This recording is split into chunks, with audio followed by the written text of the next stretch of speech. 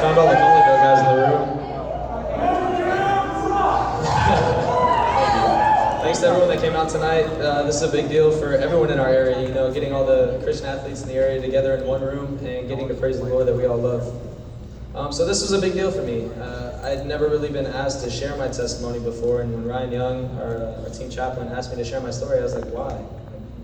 What about me should, you know, bring others to Christ? And after, you know, a little bit of prayer and just a lot of thought, I came to, it came to me, and I wanted to share it with y'all, and I really enjoyed telling my story because it's not like a spectacular testimony, rather it's like most people's. I don't have a story about a magnificent moment in my life where I felt that God touched me, and you know, he pulled me in a complete 180 and changed my life. I grew up in a Christian home, born and raised here in Texas. You can find churches anywhere. And my parents, you know, we were on and off and on, you know, going to church every other weekend, but I didn't feel like it was enough.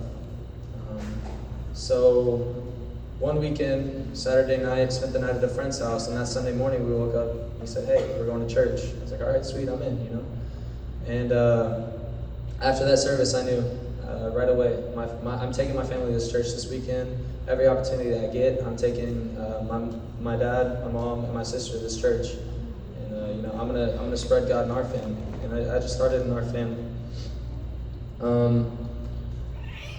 So after that, fast forward a bit, I'm now in the 6th grade. I'm in a public middle school, you know, seeing things that nobody that age should hear. I wouldn't want my 8-year-old little sister in a couple of years to, you know, be hearing what, you know, I had to hear, going through what I had to go through.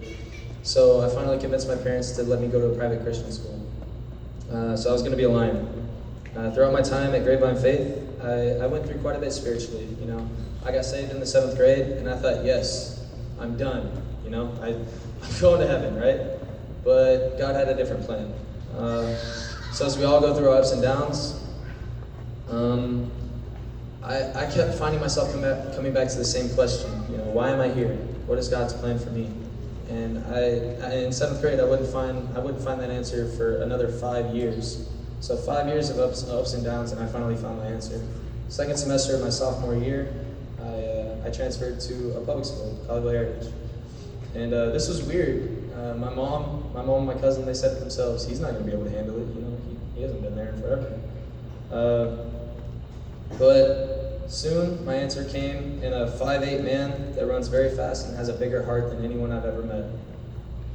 One day, my friend Mikey Druin called me up. He said, Cam, I need your help. And he sounded really distraught. You know, he didn't know what to do, so he came to me. And, you know, we sat in my car for a good 30, 45 minutes, just talking about life, you know, what he's going through, what I'm going through, you know, just like friends do. And he said something that kind of bothered me a little bit. So I asked him, I said, do you know God? Do you have a relationship with God? He said, no. But I was expecting yes. I mean, this guy's one of the best people I've ever met. He's caring, giving, all of the above. So I asked him, I was like, well, do you know anything about God? He said, no. So I took him inside. We were right outside my house. I took him inside. We sat down with my dad on the couch, got a Bible out, and just sat there for an hour and a half, sharing the Lord's testimony with my friend.